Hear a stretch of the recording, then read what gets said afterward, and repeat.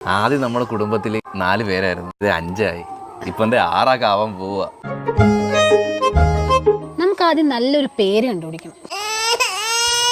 ദൈവമേ, just miss വല്ലതും പറഞ്ഞിരുന്നെങ്കിൽ അളിഞ്ഞേന. പറയടി. അവന് ലവ് ഒന്നുമില്ല. കുറെ പേര് ചോദിക്കുന്നുണ്ട് അവന് റിലേഷൻ ഉണ്ടോ, ലവ് ഉണ്ടോ. ലവ് ഒന്നുമില്ല. അവൻ കുഞ്ഞല്ലേ, അവൻ ഇപ്പോഴുള്ള ഒരു മെച്യൂരിറ്റി വന്നിട്ടില്ല. ഒരുമാതിരി തൊലിഞ്ഞ വർത്താനം പറയല്ലേ. എന്നെ ഇവിടെ എന്തടി നേർച്ചയ്ക്ക് വെച്ചേക്കടാ. ഇതൊക്കെ ആരോട് പറയാ? അവന് താല്പര്യമേ ഇല്ല, കല്യാണത്തിനോടൊന്നും ഒട്ടും താല്പര്യമില്ല.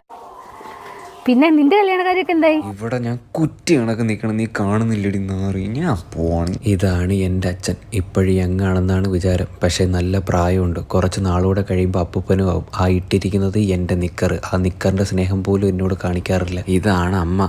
എന്നെ ഊക്കാനും പിന്നെ തിന്നാനും വേണ്ടിയിട്ട് മാത്രമേ വാതുറക്കാറുള്ളൂ. മെനങ്ങാന്ന് പറയുകയാണ്, നീ ഇനി സിംഗിളല്ല അങ്കിളാണ്.